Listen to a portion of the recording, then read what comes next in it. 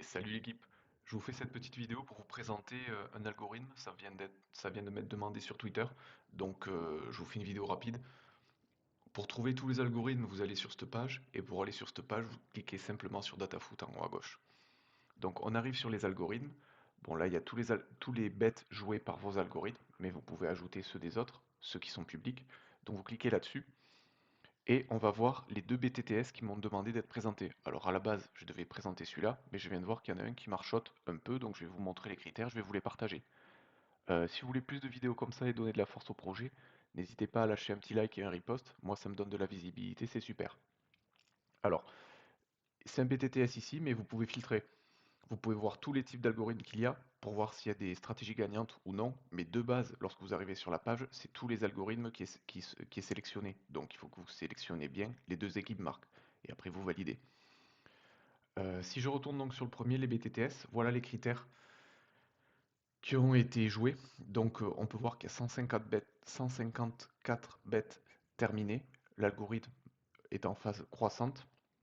On a un ROC de 20%, 13% de ROI, une cote à 1,70, 5 paris en cours. Et qu'est-ce que joue cette personne-là? Donc déjà, on pourra la remercier. Merci à Gréguiche73 d'avoir partagé cet algorithme. Donc si on revient sur l'algorithme, Gréguiche, il regarde quoi? Il regarde que le nombre de matchs joués des deux équipes soit supérieur ou égal à 5. C'est un bon critère. Moi, généralement, je mets 10 pour avoir plus de stats, mais lui, il veut au moins 5 matchs sur la saison pour chacune des deux équipes. Ensuite, il va regarder la santé sur la saison pour les deux équipes supérieures ou égales à 1,5. La santé, c'est quoi? C'est lorsqu'une équipe gagne un match, elle a 3 points. Lorsqu'elle fait un match nul, elle en a un. Et elle perd, elle en a zéro. Et c'est une moyenne de tout ça. Donc ça veut dire qu'il sélectionne des équipes qui en général gagnent, que ce soit l'équipe à domicile ou à l'équipe à l'extérieur. Et ensuite, il va se pencher un peu plus loin.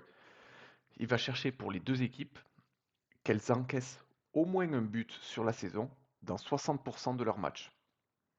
Et ensuite, il va regarder pour les deux équipes qu'elles encaissent au moins un but sur leurs 5 derniers matchs dans 70% de leurs 5 derniers matchs. Donc si je ne me trompe pas, ça fait au moins presque 4 matchs sur 5. Et ensuite, il regarde que la cote du match, les deux équipes marquent, est supérieure ou égale à 1,5. Pourquoi? C'est pour enlever les cotes éclatées à 1,3, 1,4 qui pourraient vraiment faire échouer la stratégie si une erreur venait à se produire. C'est le principe de value. Donc voilà, je vous ai partagé les bêtes, je vous ai partagé les critères qu'il fait. Donc si vous avez tous accès à tous les algorithmes, vous pouvez reprendre cet algorithme si vous avez DataFoot Plus pour le compléter, si vous voulez. Et voilà, mais sinon, même depuis la page match, en théorie, vous pouvez trouver l'ensemble des matchs qui correspondent à ces critères depuis simplement la partie performance, puisqu'en fait ça se base essentiellement sur la santé et sur le marque au moins un but et encaisse au moins un but. Et si je reviens sur l'autre stratégie gagnante maintenant, alors gagnante oui et non, il y a un ROC de 9%, un ROI de 1%, c'est pas non plus énorme, mais il n'y a que deux filtres et c'est ça qui est intéressant. Faites attention aux utilisateurs qui mettent 15 filtres pour exclure 15 ligues, parce que ça donne de gros ROI, mais on n'est pas sûr du coup de de la fiabilité, pardon, de la fiabilité de la stratégie.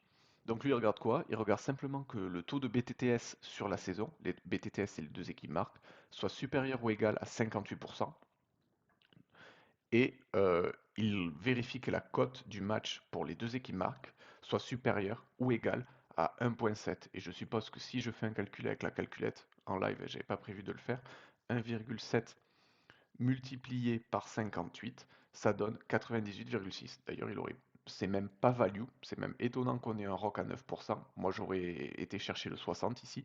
Mais voilà. Voilà les deux critères, l'équipe.